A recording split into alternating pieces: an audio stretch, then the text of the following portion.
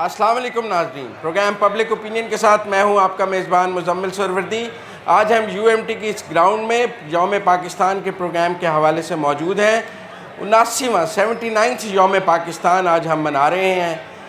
करारदाद पाकिस्तान मंजूर हुई, हमारे बुज़ुर्गों ने पाकिस्तान का एक ख्वाब देखा, वो ख्वाब एक हकीकत बना और आज हम एक न्यूक्लियर पाकिस्तान हैं, दुनिया की एक बड़ी ताकत हैं। पाकिस्तान के हवाले से आज बात होगी। मेरे मेहमान मेरे साथ मोहम्मद अली दुरानी साहब मौजूद हैं जो पब्लिक ओपिनियन में हमारे साथ होते हैं। उसके साथ मेरे आज मेहमान नौजवान नस्ल के आइकॉन, स्ट्रगल की पाकिस्तान में नौजवानों के हर दिल अजीज़ राइटर हैं, शायर हैं, फ़िल्म में काम किया, टीवी में काम किया, म्यूज़िक कंपोजिंग की, पोइट्री की। अली ज़फ़र मेरे साथ आज मौजूद हैं, आप सबके पसंदीदा हर दिल अजीज़। यूएमटी की इस ग्राउंड में हज़ारों तलबा हमारे साथ मौजूद हैं जो यौम पाकिस्तान के इस प्रोग्राम के साथ हमारे साथ मौजूद होंगे। हम अपनी गुफ्तगू शुरू करेंगे। अली ज़फ़र का तारुफ़ मैंने आपसे कराया है, लेकिन हमारे प्रोग्राम की रवायत है कि जब हम ऐसे किसी बड़े मेहमान को बुलाते हैं तो मोहम्मद अली दुरानी साहब भी अपने अंदाज़ में उनका तारुफ़ कराते हैं। जी दुरानी साहब। बिस्मिल्लाहिर्रहमानिर्रहीम। जब हम इस प्रोग्राम को प्लान कर रहे थे 23 के रेफरेंस से, तो मुज़म्मिल साहब ने कहा कि अली ज़फ़र को बुलाया जाए क्योंकि वो आप सब इनके फ़ैन हैं। तो मैंने कहा कि ये तो बड़ा वैलिड रीज़न है कि इन्हें बुलाया जाए, लेकिन मेरा रीज़न इससे हटते हुए है जो कि शायद इसकी ज़िद भी हो।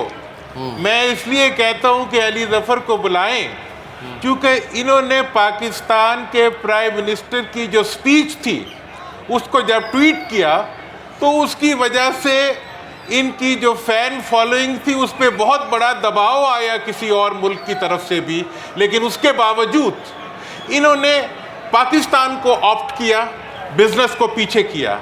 इन्होंने पाकिस्तान को ऑप्ट किया, इन्होंने अपनी जनरल फ़ैन फॉलोइंग को कॉम्प्रोमाइज़ किया।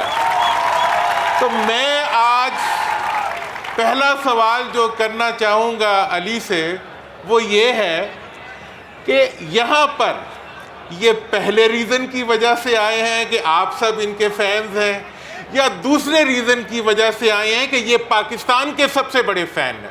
जनाब। Thank you, Ryan sir, for the lovely introduction and thank you sir also. मेरे ख्याल में मैं दोनों रीज़न्स की वजह से आया हूँ सर। एक तो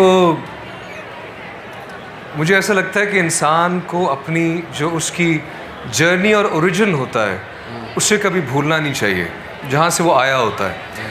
मैंने अपनी स्ट्रगल 18 साल की उम्र में स्टार्ट की, एक होटल की लॉबी में पोर्ट्रेट्स बनाना शुरू किया, वहाँ से आगे, और 5 साल लगे मुझे एक गाना और एक एल्बम बना के रिलीज़ करने के लिए। चूँकि माँ बाप दोनों प्रोफेसर थे तो एक ख्वाब था, एक ड्रीम था कि लोगों के लिए कुछ ऐसा बनाऊं कि लोगों को अपना फ़ैन बना पाऊं। वो ख्वाब जो पूरा हुआ वो उसकी ज़ात के बाद आप लोगों की वजह से पूरा हुआ, और पाकिस्तान ने मुझे जो इज़्ज़त दी, जो शोहरत दी, जो एक एहसास दिया, वो मैं लेके फिर पूरी दुनिया में चला। और मुझे लगता है कि जहाँ जहाँ मैंने दुनिया में काम किया, एक चीज़ मेरे दिल के बहुत करीब थी, एक सोच, वो ये थी कि मैं कभी भी कहीं भी अपने मुल्क का जो रुतबा है उसको नीचे नहीं, उसको ऊपर ही लेके जाऊं। इसलिए मुझे जितने भी लोग हैं पाकिस्तान के, उनके साथ इंटरैक्ट करना, उनसे बात करना, स्पेशली यूथ के साथ सर, और अपना ग्रैटिट्यूड शो करना आप लोगों की तरफ बहुत अच्छा लगता है। दूसरी रीज़न कि जो मुझे लगता है कि जिन हालात में हम आज खड़े हैं उसमें एक यूनिफाइड, पर्सोनिफाइड, कलेक्टिव ओपिनियन और एक सोच का होना बहुत ज़रूरी है जिसमें हम एक हो जाएं। मेरा ऐसा बिलीफ है कि वैसे तमाम इंसानियत जो है वो पूरी दुनिया में वो एक है, बिकॉज़ वो रब्बुल आलमीन है, तमाम इंसानियत का रब है, और हर इंसान एक दूसरे से जुड़ा हुआ है एक तरीके से, जो तरीका उसने बनाया है।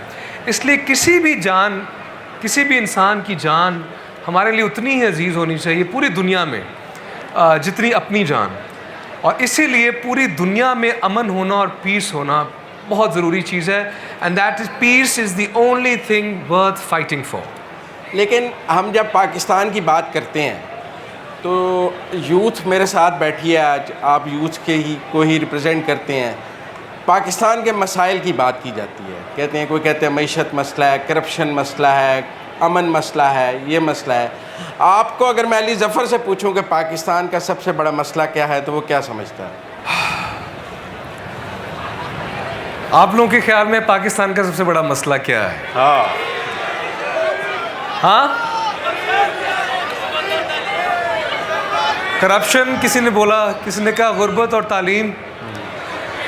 सर मेरे ख्याल में हमारा मसला ये रहा है कि यहाँ पे लीडरशिप का फुकदान in the past, I would say. कोई ऐसा एक कौम को या लोगों को एक ऐसा लीडर चाहिए होता है जिसका विजन, जो अपनी कौम को आगे लेके जाता है और इकट्ठा आगे लेके जाता है सबको। वो एक बहुत लंबे अरसे तक लीडरशिप का फुकदान रहा। लीडर्स आए, अच्छे लीडर्स आए, लेकिन वो जो एक टाइम पीरियड रिक्वायर्ड होता है ना, एक चेंज लेके आने का या एक डायरेक्शन, वो आई थिंक हमारा काफ़ी बड़ा मसला रहा है। फिर फॉरेन इन्फ्लुएंसेस जो यहाँ पे रहे, पाकिस्तान को जिस तरह से इस्तेमाल किया गया वॉर्स के लिए और वो सारा, वो एक हमारा हिस्टोरिकली एक बड़ा मसला रहा है। हमें अपने इंटरेस्ट को देखते हुए डिसीजंस, आई फील, क्योंकि मैं पॉलिटिक्स का, मैं कोई पॉलिटिशियन नहीं हूँ, बट जो मेरी राय है वो ये कि हमने बहुत से केसेस में अपना इज्तिमाई इंटरेस्ट इस मुल्क का नहीं देखा जो हमें देखना चाहिए था। बहरहाल आई थिंक जो पास्ट में हुआ वो हो गया, लेकिन अब जो है we need, as I said, that unified एक सोच और अप्रोच है कि सबसे पहले पाकिस्तान का इंटरेस्ट किस चीज़ में, लॉन्ग रन में उसको। लोग नए पाकिस्तान की बात करते हैं, कहते हैं एक नया पाकिस्तान, लोगों को उम्मीद है नए पाकिस्तान के हवाले से। ये नया पाकिस्तान कौन बनाएगा? पाकिस्तान की मेजॉरिटी आबादी नौजवानों की है। वो कहते हैं दुनिया की सबसे बड़ी यूथ हमारे पास है। कुछ कहते हैं सियासतदान नया पाकिस्तान बनाएंगे, कुछ कहते हैं टेक्नोक्रेट नया पाकिस्तान बनाएंगे। अली ज़फ़र के ख़्याल में नया पाकिस्तान कौन बनाएगा जो हमारी उम्मीदों का पाकिस्तान है? देखें, ये रिस्पॉन्सिबिलिटी हर पाकिस्तानी के ऊपर है। हमारी एक ये भी एक सोच आपको मिलती है जब आप उसको परखते हैं कि हमारा कल्चर है कि हम चाहते हैं, ये समझते हैं कि कोई बाहर से या ऊपर से कोई मसीहा आएगा और हमारी सारी मुश्किलात का ऐसे करके जादू की छड़ी घुमाएगा और हल कर देगा। ऐसा होता नहीं है। हर इंसान पे, हर इंडिविजुअल पे, आप लोग जो यहाँ मौजूद हैं और सुन रहे हैं, आप सब की रिस्पॉन्सिबिलिटी है अपने ऊपर, अपने मुल्क के ऊपर, कि आपने जब यहाँ आए हैं, जब से पैदा हुए हैं और जो आपका सफ़र इस ज़िंदगी में, इस मुल्क के इस खित्ते में गुजरेगा, it is your responsibility that you leave this country and this world a better place than you found it in. वो करके जाएं जो हमेशा के लिए, ये ज़्यादा अरसे के लिए याद रहे लोगों को। एक सेल्फलेस लाइफ जिए, सेल्फिश लाइफ नहीं, अपने लिए नहीं, दूसरों के लिए साथ सोच के जिए, क्योंकि उससे जब आप दूसरों के लिए सोच के जीते हैं तो आपको ऑटोमेटिकली उसकी ज़ात आपको तो दे ही देती है जो आप डिज़र्व। दुरानी साहब, अली ज़फ़र कहते हैं एक तो लीडरशिप नहीं मिली, जैसी लीडरशिप नया पाकिस्तान बनाने के लिए उनका यूनिफाइड लीडरशिप, एक बड़ा लीडर नहीं मिल सका जो कौम को आगे लेके चल सके। आप तो वफाकी वज़ीर भी रहे हैं, हुकूमतों में रहे हैं, ईवानों में रहे हैं, अली ज़फ़र वहाँ नहीं रहे हैं। इसका सवाल इनसे बाद में करेंगे। आपको लगता है लीडरशिप का फुकदान रहा है पाकिस्तान में? मैं 70 सालों की बात करूं, 79 ईयर्स की बात करूं यौम पाकिस्तान के मौके पर, मेरे ख्याल में तो लीडरशिप के फुकदान से भी बड़ा एक और फुकदान भी पाया जाता है ज़फ़र, और वो ये है कि हमारे अवाम जो है वो तो मुल्क के लिए सोचते हैं और हमारे हुक्मरान जो हैं वो अपनी ज़ात के लिए सोचते हैं।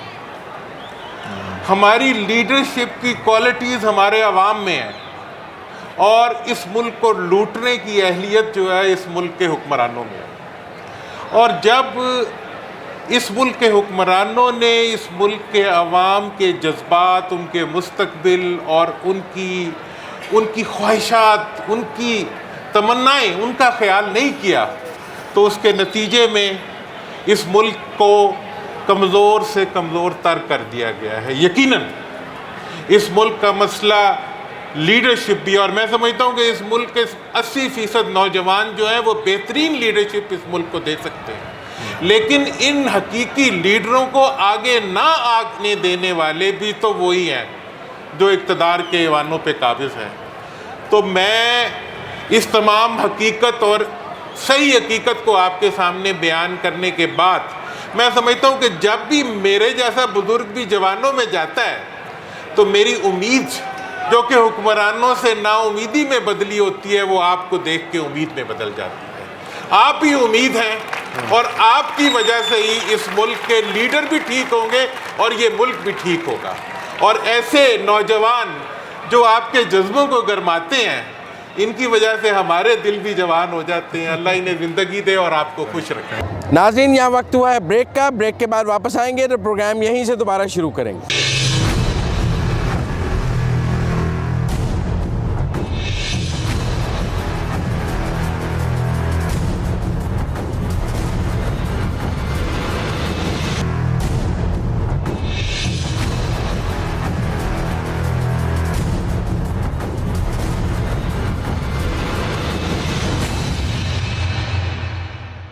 अली ज़फ़र, पाकिस्तान ने इन 70 सालों में बहुत से, आपने लीडरशिप की बात की है, पाकिस्तान ने इन 70 सालों में बहुत से वज़राए आज़म देखे हैं, बहुत से सदर देखे हैं, सियासतदान भी बने हैं, टेक्नोक्रेट भी बने हैं, एक खिलाड़ी भी वज़ीर आज़म बन गया है। फ़नकार वज़ीर आज़म बन सकता है? बन सकता है, आप बताएं। ये तो ये लोग बताएंगे कि अगर मैं कभी वोट मांगूं तो देंगे। हाथ खड़ा करके बताएं देंगे या नहीं। ये बहुत बड़ी रिस्पॉन्सिबिलिटी है।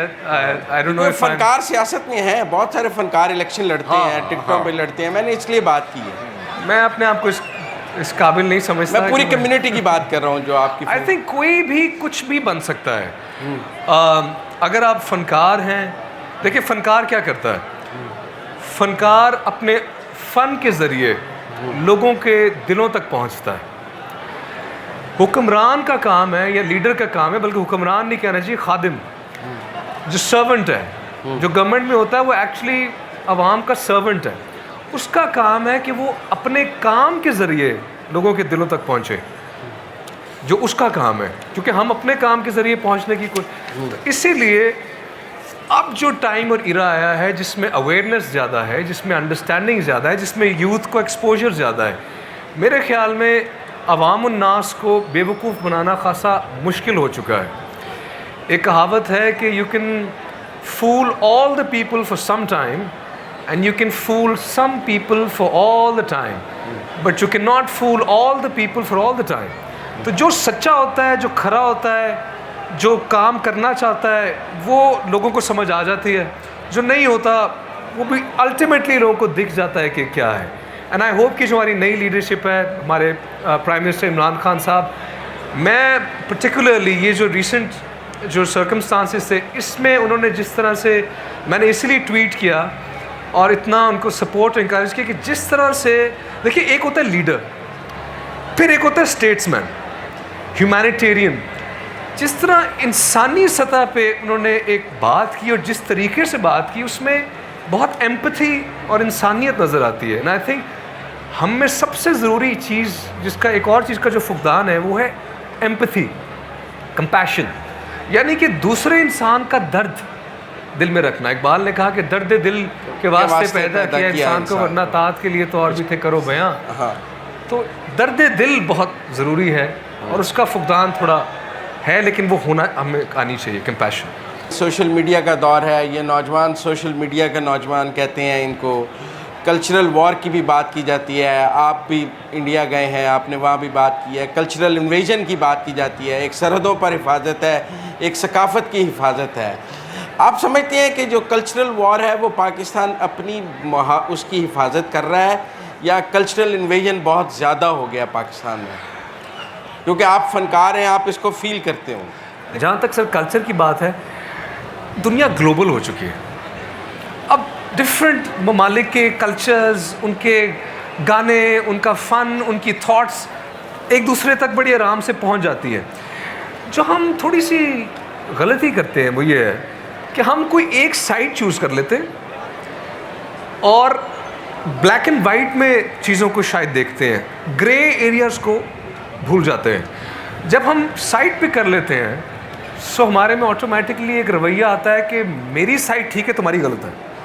इससे क्या होता है, तकरार आती है।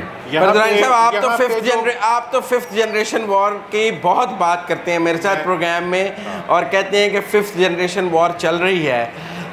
अली जफर के बयान को जब आपको कैसे देखते हैं? हाँ, मैं इनके बात के बारे में ये कहना चाहूँगा कि कल्चर की कोई बाउंड्रीज नहीं होती। कल्चरल इन्वेजन को फौजें नहीं रोक सकती और सच जो होता है वो सबसे बड़ा हक होता है। इस वक्त जो हमारे हमसाया मुल्क के साथ हमारी टेंशन पैदा हुई है उसमें पाकिस्तान ने ऑप्ट किया अमन के लिए, उधर की लीडरशिप ने ऑप्ट किया जंग के लिए। आप और तारीख इस बात को साबित करेगी कि एक दिन वहाँ के अवाम भी यही कहेंगे जो आज पाकिस्तान के अवाम कहते हैं कि हमें इस खित्ते में अमन चाहिए, हमें तरक्की चाहिए, हमें तालीम चाहिए, हमें खुशहाली चाहिए। और वो लोग जो मुल्कों के दरमियान दीवारें खड़ी करके अपनी सियासत की और अपनी नफ़रत की इमारतें तामीर करने की कोशिश करते हैं, वो तारीख़ में मिट जाते हैं। और वो कौमें और वो अफराद जो मोहब्बत को, अमन को और आश्ती को फ़रोग़ देती हैं, वो हमेशा ज़िंदा रहती हैं। हमारा अमन का स्टांस है और एक दिन आएगा कि आपके इंडिया में रहने वाले जो फैंस हैं वो आपसे ज़्यादा प्यार करेंगे कि उस वक्त भी आपने हक बात कही थी जब उनके मुल्क के अंदर एक नफ़रत की फ़िज़ाएँ पैदा की जा रही हैं। Thank you sir. मेरा ये रहता है कि इंसान you should stand on the right, try and stand on the right side of history. History will always remember people who loved. तो उन लोगों को देखें, उन लीडर्स को देखें जो मोहब्बत की बात करते हैं, प्यार की बात करते हैं, अमन की बात करते हैं, दिलों को मिलाने की बात करते हैं। अवाम आपको सुनने आते हैं, आपके ख्याल में आपकी आवाज़ ज़्यादा अच्छी है या आपका दिल ज़्यादा अच्छा है? आपकी आवाज़ को लोग सुनने आते हैं या आपके दिल में आने वालों की जो मोहब्बत और रिस्पेक्ट है उसको ज़्यादा वैल्यू करते हैं? ये तो आप लोग ही बता सकते हैं, आवाज़ के दिल कि दोनों। चलो फिर आपको एक दिल से गाना सुना देता हूँ।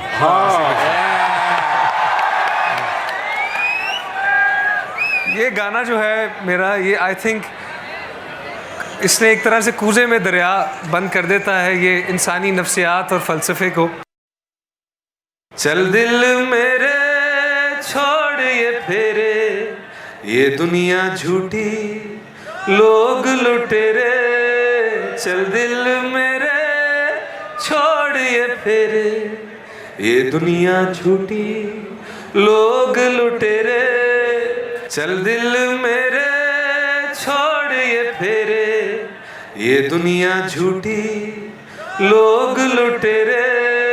चल दिल मेरे छोड़ ये फेरे, ये दुनिया झूठी लोग लुटेरे।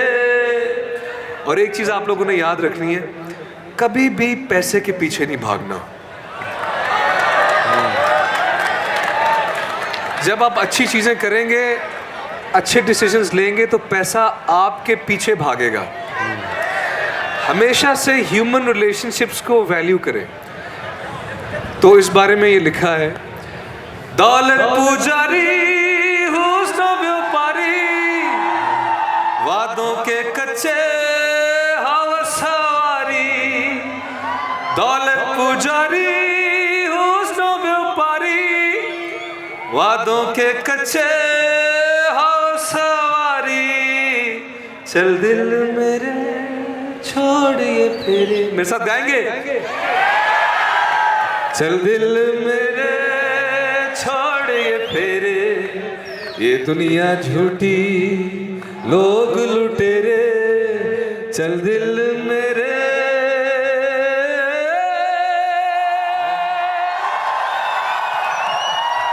नौजवानों से भी जान लें कि वो आपसे क्या पूछना चाहते हैं। ऐसे सब कहेंगे कि मुजम्मिल सरवर्दी और मोहम्मद अली दुरानी सारे सवाल कर गए।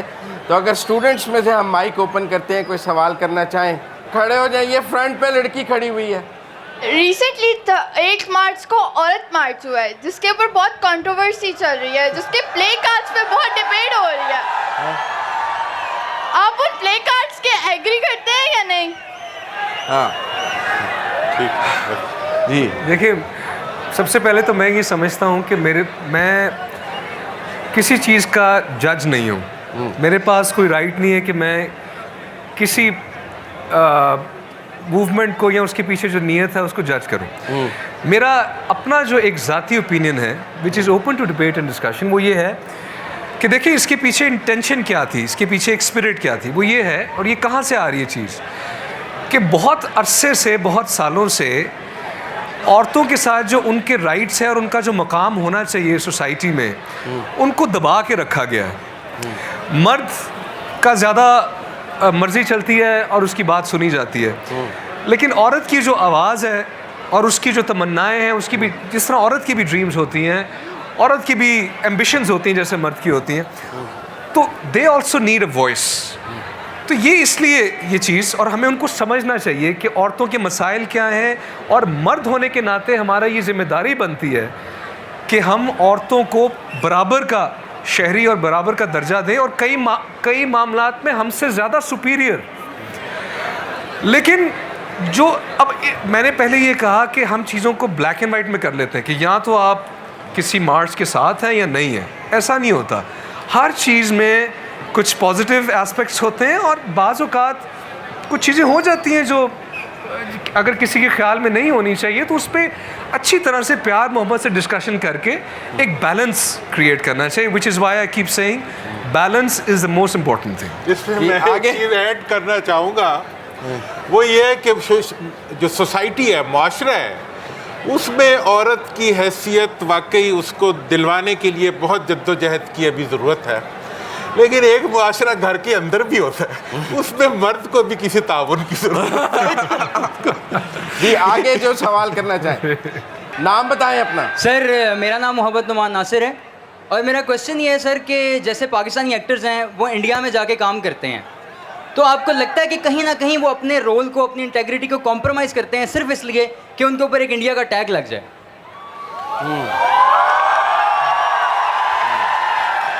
देखिए, इसको देखने के दो तरीके हैं। जैसे मैंने पहले कहा, हर आर्टिस्ट की अपनी एक अप्रोच होती है अपने काम की तरफ। अगर कोई आर्टिस्ट दुनिया के किसी भी मुल्क में जाके पाकिस्तान का नाम बना रहा है और नाम पॉजिटिव तरीके से रोशन कर रहा है, तो इसका मतलब है कि वो मुल्क की खिदमत कर रहा है। अगर वो कहीं पे जाके कोई ऐसा काम या कोई ऐसी चीज़ करता है जो कि कॉम्प्रोमाइजिंग है या उसके मुल्क के लोगों को पसंद ना आए, जो कि मैं जब भी काम करता हूँ दुनिया में कहीं भी, सो मैं बहुत इस चीज़ को जहन में रखता हूँ कि यार मुझसे कोई ऐसी चीज़ ना हो कि जो मेरे मुल्क के लोगों के लिए हर्टफुल हो। तो ये हर इंसान की अपनी एक अप्रोच होती है और उस पर डिपेंड करता है। लेकिन मैं थैंकफुल इस चीज़ का हूँ कि जितना मैंने काम बैरून मुल्क किया है, उसको जिस तरह से वो जो फिल्में आप लोगों ने भी देखी या अभी तक देखते हैं, वो गाने जिस तरह से आप लोगों ने सराहा है, so I am very thankful for that. नाज़रीन, यहाँ वक्त हुआ है ब्रेक का। ब्रेक के बाद जब हम वापस आएंगे तो अली ज़फ़र और मोहम्मद अली दुरानी और UMT का ये भरपूर क्राउड हमारे साथ होगा।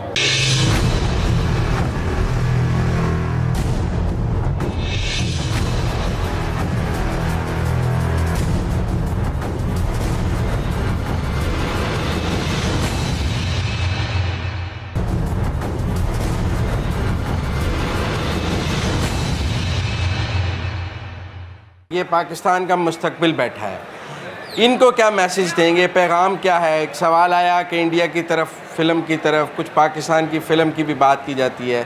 आपका क्या पैगाम है नौजवान नस्ल को, क्योंकि इसने दुनिया से कम्पीट करना है? मेरा पैगाम बड़ा सिंपल है। अगर आपने वो कौम बनना है जो कि जल्दी से लीप्स एंड बाउंड्स आगे जाए, तरक्की करे, तो आपको अपनी सोच बहुत एडवांस करनी पड़ेगी। आप एक रिग्रेसिव सोच के साथ प्रोग्रेसिव माशरा नहीं बना सकते। आपको जो आप compete कर रहे हैं उन नेशंस के साथ जो बहुत ज़्यादा उनकी इन्वेस्टमेंट ह्यूमन माइंड के ऊपर है, जहाँ पे इन्वेंशंस हो रही हैं, तरक्की हो रही है, रिसर्च हो रही है, बाहर, बल्कि अब ये चीज़, इन चीज़ों पे काम हो रहा है कि क्या ज़मीन से आगे इंसान, इलॉन मस्क जैसे एक माइंड है कि क्या मरीख पे जाके भी सेटल करने का सोच रहे हैं वो लोग जाके। इकबाल ने तो पहले कह दिया था, क्या कहा था जी, ज़मीन से, सितारों से आगे जहां बात, जहां और भी हैं। अपनी हस्ती को, अपने दिमाग को एक्सपैंड करें, connect with the universe. I am saying not just with the world, connect with the universe beyond your body and beyond everything, and then you will hear all the voices and get all the answers. सारे जवाब, सारे रास्ते, हर चीज़ आपको खुद ही नज़र आनी शुरू हो जाएगी और समझ आनी शुरू हो जाएगी कि ये एक्चुअली ये सारा सिस्टम है क्या। That is called the awakening of the human mind. Awaken yourself, जागें, ये मैं कहना चाहूँ। इसमें इनकी बात से इंस्पायर होके मैं ये कहना चाहूँगा कि पिछले एक माह में पाकिस्तान को बहैसियत मुल्क और पाकिस्तानी कौम को बहैसियत कौम जो इज़्ज़त दुनिया में मिली है, और जो एक लंबे अरसे से 71 से आज तक की जो मायूसियों के एक बादल छाए हुए थे, उनके अंदर एक उम्मीद और एक कुव्वत का एहसास और एक अपनी सेल्फ रिस्पेक्ट का एहसास, और इसके साथ साथ एक मॉरल सुप्रीमेसी कि आप अमन के फ़रोग के लिए ये कौम मुत्तहिद है और अपने मुल्क के दिफा के लिए भी ये कौम मुत्तहिद है। इस लिहाज से ये जो 23 मार्च है आज, ये बहुत अहम भी है, और इस मौके के ऊपर हम सबको ये सोचना है कि अब हमने मुस्तकबिल में एक्सप्लॉइट नहीं होना, बल्कि हमने अपने मुल्क को तामीर करना है। और पाकिस्तान की एयरफोर्स, पाकिस्तान की फ़ौज और पाकिस्तान के अवाम और पाकिस्तान की लीडरशिप, उन्होंने इस छोटे से अरसे में पिछले 1-1.5 महीने के अंदर पूरी दुनिया के ऊपर अपनी हैसियत का, अपनी फ़हम का और अपनी अक्ल की धाक बिठाई है, जिसके लिए आप मुबारकबाद के। आगे सवाल अब जी, कौन सवाल करना चाहेगा? माइक दें जी। जी अस्सलाम वालेकुम वालेकुम सर, अस्सलाम। मेरा नाम खंसा खान है और मेरी आपसे एक रिक्वेस्ट है कि आप अपना एक बहुत ही फेमस सॉन्ग चन्नों की आंख में एक नशा है, अगर प्लीज।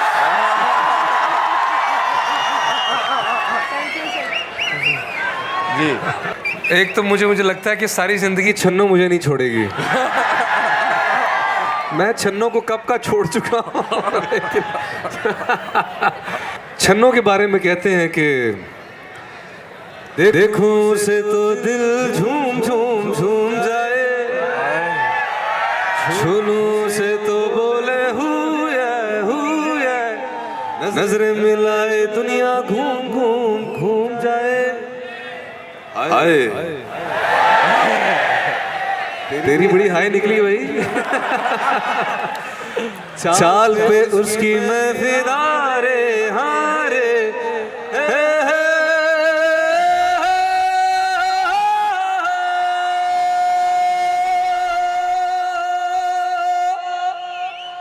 छन्नो की आँख में एक नशा है, गाल पे उसके दिल का निशान है, इस पे फिर उसकी ओ दिल ये दिल बोले। मैं इनको नई छन्नो दे रहा हूँ, ये मुल्क पाकिस्तान अब आपकी छन्नो बनेगा। चूंकि कबूल है, कबूल है, कबूल है।